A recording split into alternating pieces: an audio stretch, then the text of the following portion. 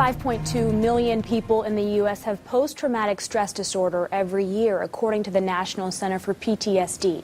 And Fort Wayne native and veteran Ralph Malachias Gaskin has written a book on how he's dealt with PTSD. Good morning to you, and thanks so much for being here. Thank you.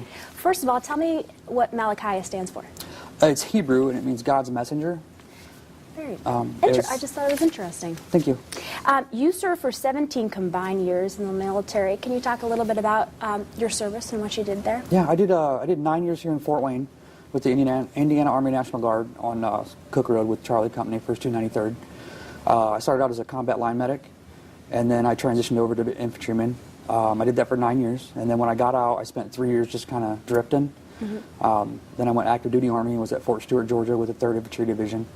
Where I was a combat line medic, utilized as an infantryman, and we did EOD escort in Iraq, and we did patrol-based duties, training Iraqi Army, how to basically do presence patrols and things like that. And then I worked as a NCOIC of a level 2 combat hospital.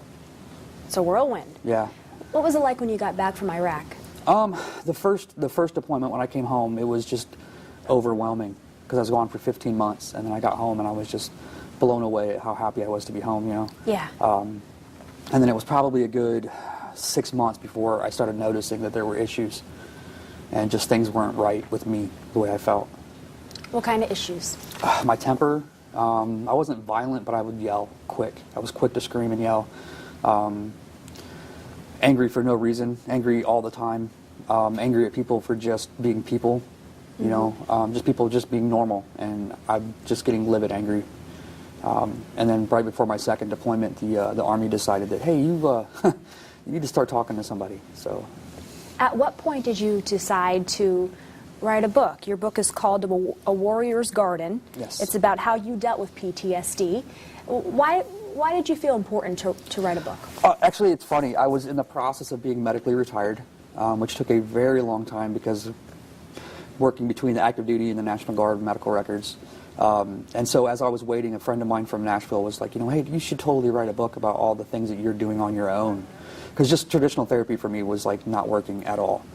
And I was like, you know what, all right, I'll give it a shot. And so I sat down and I just started documenting what I did, the things that I did, and how it worked for me. And it just kind of exploded into its own version of therapy for itself. So, without giving too much away in your book, can you tell us some of the few things that you did to cope with PTSD? There's 3 main pillars that the book is about, and there's a lot more that goes into it as well, but the 3 main pillars is my faith. I got deeper involved with my faith. I got deeper involved with writing music as a musician, and then I got deeper involved with organic gardening.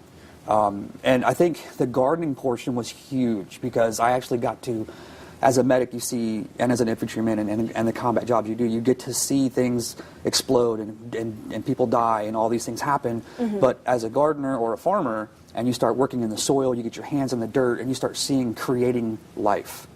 And so you see the opposite of that. And I think that was really instrumental as to what was happening with me. So, I like that. I like that. Thank you.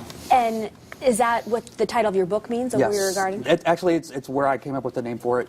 I was actually sitting at home, kind of figure out what I wanted to do with it, and I hadn't named it yet. And I realized that, you know, we as a warrior class, because it's what we are as veterans and as soldiers and Marines and airmen, is that we're a warrior class of people. Like, it's our job is we have chosen to be warriors.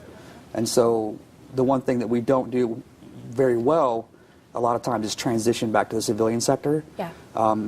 And I think it's very important to hold on to that moniker, that warrior name. So, thank you so much for being here this morning. Thank you. If you're interested in reading A Warrior's Garden, it is